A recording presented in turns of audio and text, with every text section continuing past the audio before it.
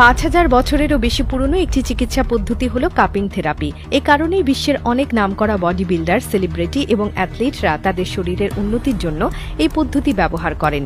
এটি হল cupping therapy, যা মানুষের শরীরকে নতুন এক স্তরে নিয়ে যেতে সাহায্য করে। এই থেরাপি সাধারণ কোনো নতুন প্রযুক্তি নয়, বরং এটি প্রায় ৫,০০০ বছরেরও বেশি পুরনো একটি চিকিৎসা পদ্ধতি, যার বহু স্বাস্থ্য উপকারিতা রয়েছে। এই থেরাপির মূল কৌশল হল গরম কাপ ব্যবহার করে শরীরের নির্দিষ্ট স্থানে ভ্যাকুয়াম তৈরি করা, যা রক্ত সঞ্চালন বাড়ায় এবং শরীরের বিভিন্ন ব্যথা কমাতে সাহায্য করে। প্রাচীনকালে এই থেরাপির জন্য প্লাস্টিক বা কাচের কাপ ব্যবহার করা হতো না, বরং পশুর শিং বা বাঁশের তৈরি কাপ ব্যবহার করা হতো। এই কাপগুলোকে গরম করে শরীরের বিভিন্ন অংশে লাগানো হতো, যার ফলে স্কিন এবং পেশির ভেতর রক্ত প্রবাহ দ্রুত বৃদ্ধি পেত। এটি মূলত শরীরের কোষগুলোর কার্যক্ষমতা বাড়ায়, ব্যথা কমায় এবং শরীরকে অনেক বেশি তরতাজা অনুভব করতে সাহায্য করে।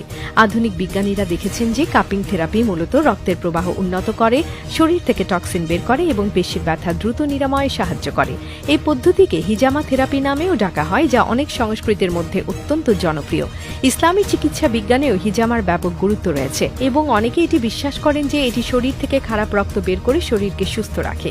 আধুনিক কাপিং থেরাপি মূলত শুষ্ক কাপিং এবং ওয়েট কাপিং এই দুইভাবে করা হয়। শুষ্ক কাপিং হলো শুধুমাত্র ভ্যাকুয়াম তৈরি করে রক্ত সঞ্চালন বৃদ্ধি করা, আর ওয়েট কাপিং হলো যেখানে হালকা কাঁটা দিয়ে খারাপ রক্ত বের করে শরীরকে ডিটক্সিফাই করা হয়। অনেক বড় বড় ক্রীড়াবিদ যেমন মাইকেল ফেলপস, বিশ্বের অন্যতম সেরা অলিম্পিক সাঁতারু, তিনি তার শরীরের ব্যথা কমানোর জন্য কাপিং থেরাপি ব্যবহার করতেন। এমনকি অনেক বিখ্যাত ফুটবল খেলোয়াড়, মিক্সড মার্শাল আর্টিস্ট এবং অ্যাথলিটরা নিয়মিত তাদের পেশির সুস্থতা বজায় রাখার জন্য এটি ব্যবহার করে থাকেন। অনেক জিম ও স্পা সেন্টারেও এখন কাপিং থেরাপি জনপ্রিয় হয়ে উঠছে, কারণ এটি শুধু ব্যথা কমায় না, বরং শরীরের শক্তি ও স্টেমিনা বৃদ্ধিতেও সহায়ক। তবে কাপিং থেরাপি নিয়ে কিছু ভুল ধারণাও রয়েছে। অনেকে মনে করেন এটি কেবলমাত্র ব্যথা কমানোর জন্য, কিন্তু বাস্তবে এটি শরীরের ইমিউন সিস্টেমও শক্তিশালী করে। কাপিং করার পর শরীরের কালচে দাগ পড়ে, যা দেখে অনেকে ভয় পান, কিন্তু এটা একদম স্বাভাবিক এবং কিছুদিনের মধ্যেই মিলিয়ে যায়।